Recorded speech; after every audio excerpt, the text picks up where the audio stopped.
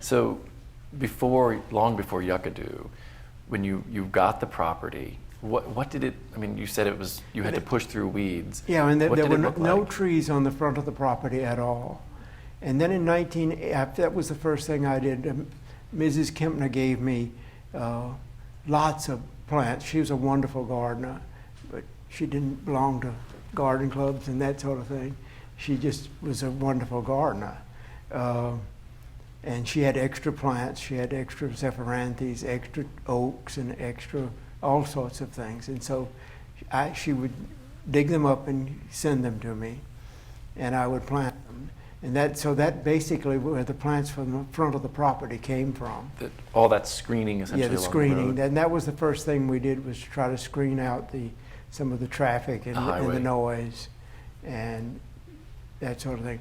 But in 1983, a tornado hit the garden and ravaged the garden. It took out all the old trees. There were oaks of this size, elm, hackberry, not the greatest collection of trees, but it was really, in a way, a blessing, because it opened up all sort of new spaces where new and interesting plants could go. So after the initial shock, it became I sat and looked at opportunity. it for a week, maybe 2 to 3 days, and I said, well, it's not going to cure itself with me looking at it, and if I'm going to sell it, I can't sell it the way it is. It has to be cleaned up. So I got on the phone and called some former students, and also there were students at the time. So teaching pays off. You have yes, but labor pool. Teaching really pays off. I'm going to miss it. It's wonderful being around young people. It brings you back to life. But anyhow, and so we started cleaning it up, and that's where Carl got his first job. He came in there and was taking, every limb had to be lowered by rope, and they had to be cut. You had to climb up the tree like a monkey and get in there and cut each limb and lower it, because the garden was already established. And certain areas there were azaleas planted and camellias, and these things just don't survive in Texas sun. So we got shade cloth and put over it very quickly, and I started planting whole new trees. Got a whole new palette of trees, and that's when I met Lynn Lowry, who was a very famous plant explorer from Houston, Texas, and he introduced me to many new and interesting trees, and he also introduced me to Mexico, because in 1988 he invited me to go on an expedition, what he called a botanizing expedition into northern Mexico. And we spent 3 or 4 days searching for plants.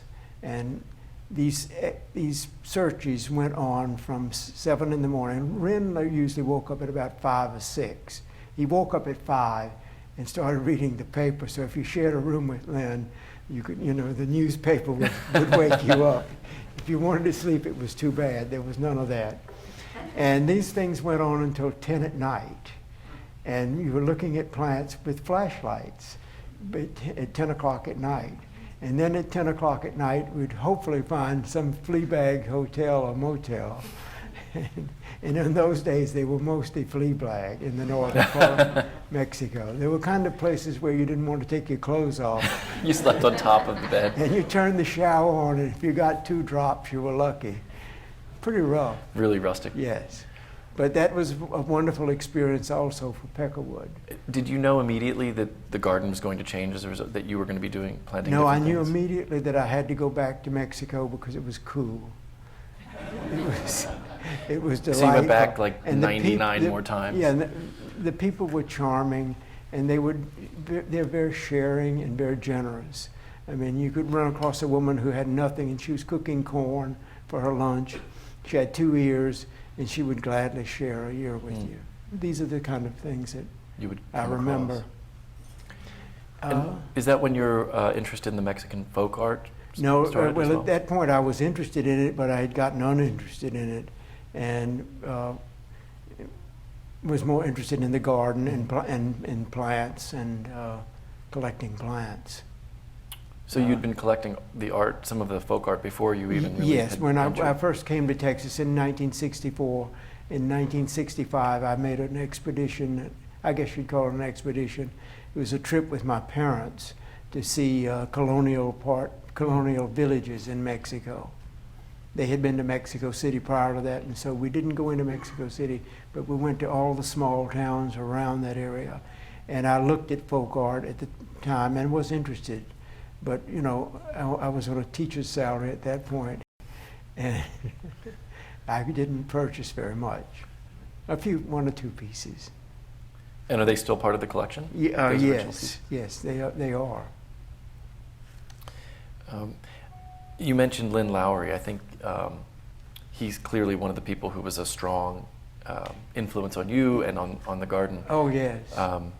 Do you have a fun story about traveling with Lynn, aside from the being woken up at 5 a.m. with the newspaper? No, well, actually we made, I think we went on 5 expeditions with Lynn. And Lynn taught us how to get permits, how to clean seed, how to package seed, how to name them when you got to the border. I mean, Mahonia seed were illegal at that point, and so you'd call them Rus, because they looked just like Rus seed, and this sort of thing. And he showed us different places to go in Mexico, where to buy maps, and so some of the early maps that we purchased were done in the 70s, and they became very helpful later. That was one of the ways we found Magnolia tamalipana. We thought it was Magnolia sheetiana, but the maps listed it as Magnolia, not virginiana, but Magnolia grandiflora. And so when we made an expedition just to find this magnolia, we finally found it after a full day's driving. Up in the mountains? Perilous roads, yes. On roads, one-way roads, and you've got 2 inches clearance on the tire, and you've got a drop of 1,500 feet on one side, and on the other you've got sheer cliff going up at 3,000 feet. And you don't know when a goat's going to be up there and knock a rock and come tumbling down on the vehicle. But anyhow, it turned out to be Magnolia tamalipana and not Magnolia grandiflora nor Magnolia sheetiana. And it was very interesting. And that was a new discovery. Yeah, it was a new, yes. And another thing that we did when we, another great influence on the garden was J.C. Ralston at the North Carolina State Arboretum at that point, and now it's the J.C. Ralston Arboretum. And you traveled with him in Mexico as well? Yes, we invited J.C. to go with us to Mexico. And someone else came Kim along. Tripp. Some of you may know Kim Tripp. And Kim and J.C. had to share the same tent. And Kim said she wrote about this in whose catalog? Dan Hinckley's. Dan Hinckley's catalog. Heronswood. And she said she couldn't decide whether to sleep next to J.C.'s head, but put her head next to his because he snored. And it was, I mean, quite loud. You could hear him in the next tent.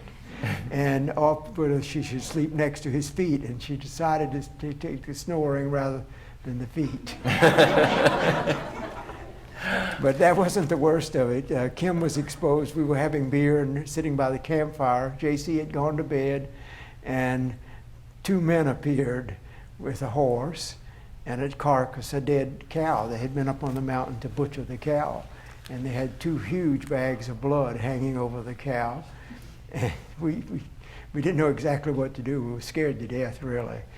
And we finally said, how about have a cerveza with us, have a beer with us. Offer them drinks. Yes, and so they said yes. And then we pulled out some food, and they had supper with us and beer. And they stayed with us for about an hour. And then they got back on the horse and took the burro with the dead carcass on it back on down the mountain. And left us in peace. And Kim stopped shaking at that point? Yes, she was scared to death.